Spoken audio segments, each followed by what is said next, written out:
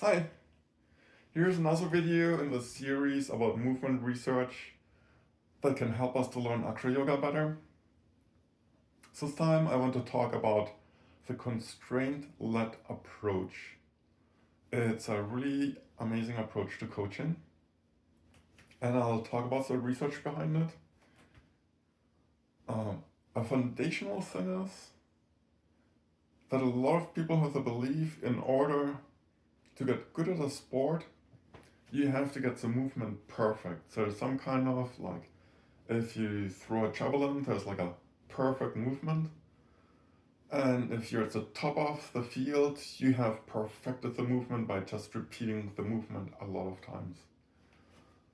I don't know, that's what I thought. That's what kind of like seems natural, how classes are being taught. However, there's a lot of research to the opposite. Already like 100 years ago, there was a movement researcher. He looked at a factory. There were people that had a pick or a hammer and they like hit a piece of metal for metalworking or something. And the researcher kept taking fast photos or like videos of the movement. And the assumption based on what I just told you was that the difference between new workers who aren't very good at the task and really experienced workers who are good at the task are that the movement should be, more exact and precise to what it should be. Now, the experienced top workers, they could hit the spot very precisely. However, the movement in between had a lot of variation. Like it wasn't that the better people got that the less variation in the movement there was. And so that leads to the foundation behind the constraint-led approach.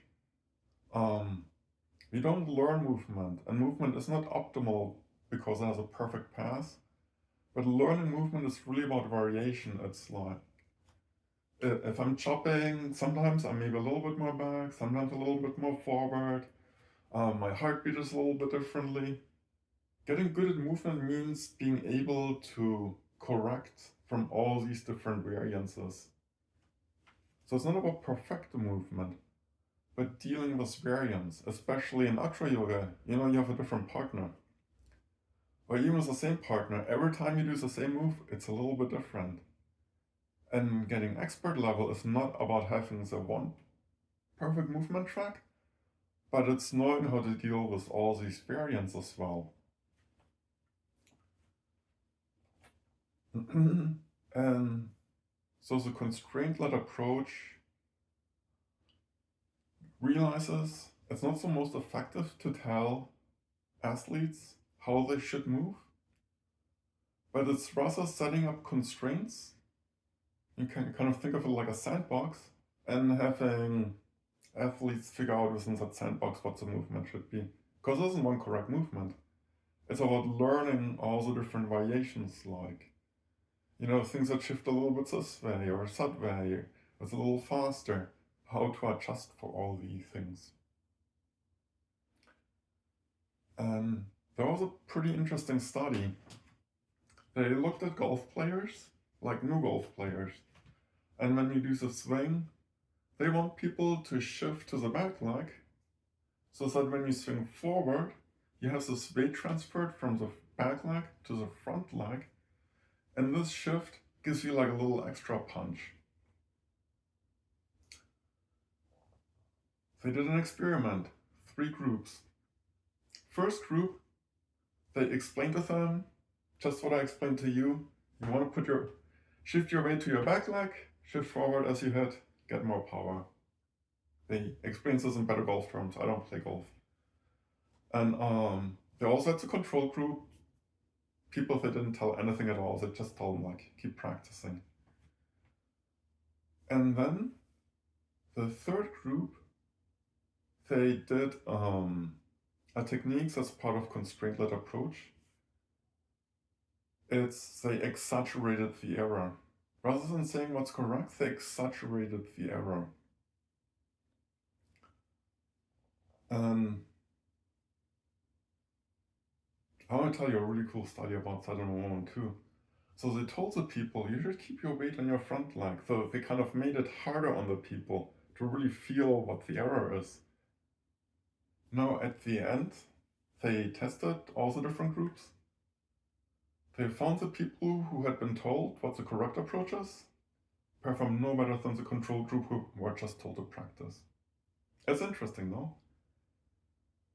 Teaching Acroyoga, I notice I keep telling people over and over, straighten your arm, straighten your arm.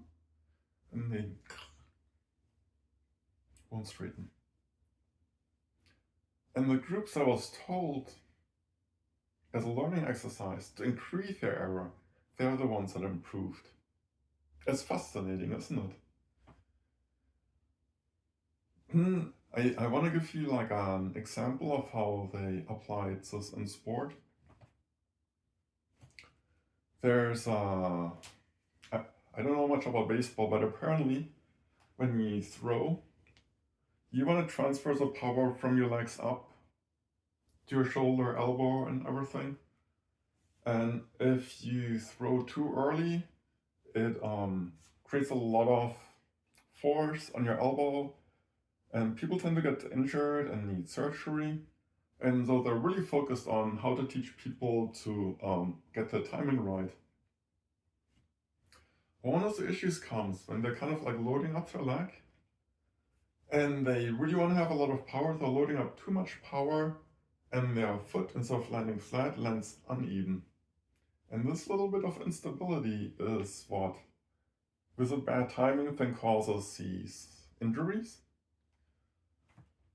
So what they did is, the traditional approaches, like coaches tell athletes over and over and over the right way. What they did is instead, they had the pitchers pitch on sand. Now on sand, because it's so soft and flowy, they could no longer like reach so far to where they would land uneven, and they learned how to get the timing right faster. I find this fascinating about how, a lot of times people think athletes are kind of dumb, like it's a jock stereotype. However, once you look at research, there's a lot of very intelligent coordination between all the different parts of your brain.